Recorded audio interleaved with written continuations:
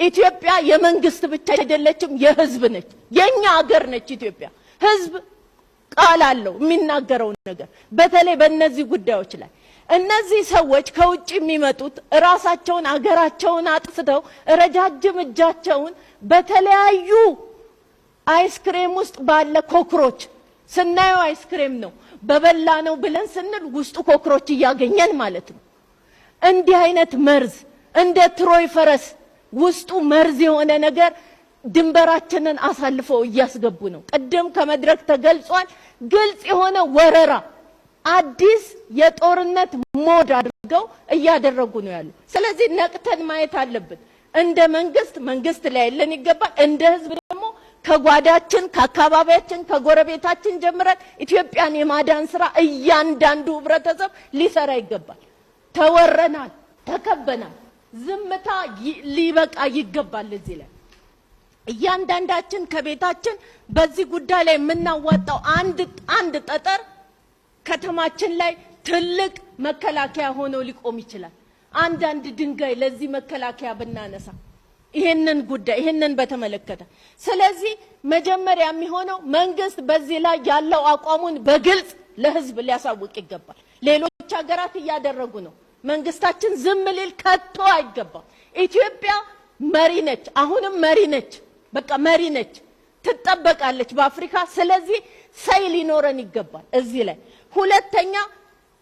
የባህልና ቱሪዝም ቢሮ ይሄን አይነት ትልቅ ስብሰባ ሲጠራ በዚህ ነገር በቀጥታ ለውጪ ሰዎች አቴንሽን እንደ ዶርዌይ ሆነው የሚያገለግሉ ሌሎች ኢንስቲትዩሽኖች አሉ ጤና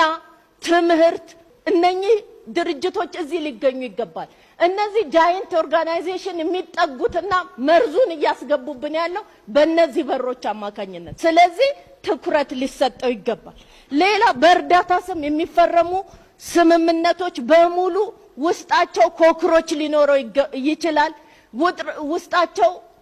የትሮይ ፈረሱን ከውጭ አይተን ውስጡ ላይ ነፍሰ ገዳይ የሆኑ ነገሮች ሊኖር ስለሚገባ ትኩረት እንዲሰጣቸው ነው ሌላው ግን እኔ በጣም ባህል ወረራ እየተደረገብን ያለው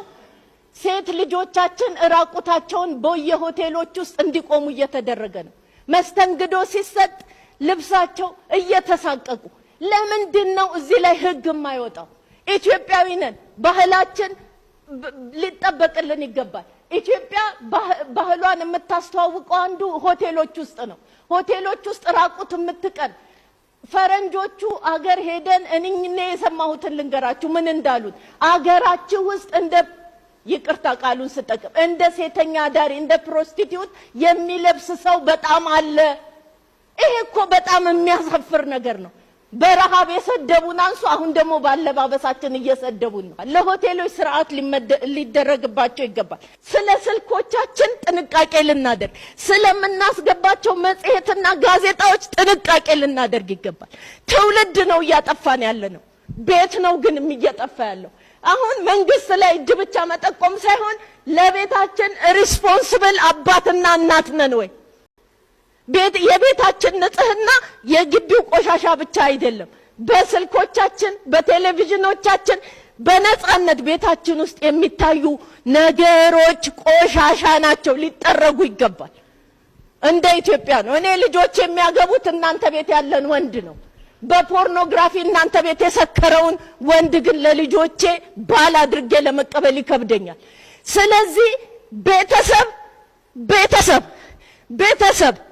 በጣም ከባድ ጥንቃቄ ሌላው ግን የመጨረሻ አንድ ከባድ ስትራቴጂ ነግራቸዋለሁ አዶልፍ ሂትለር የተጠቀመበትን ስትራቴጂ ነው እየተጠቀሙ ያሉት እነዚህ ሰዎች ምዕራባውያን ምንድነው የሚሉት ውሸትን ስትናገር አታወሳስበው ቀለል አድርገህ ተናገረው ስትናገር ደግመህ ተናገረው በሚሰማ ሁሉ ዘንድ የተናገርከው ውሸት እውነት ይሆናል ውሸት ነው እየነገሩን ያሉት ሴት መሆኗን እያሳዩ ወንድ ነሽ ይሉላታል ልጆቻችንን እየተጫወቱባቸው ነው የሚናገሩት ውሸት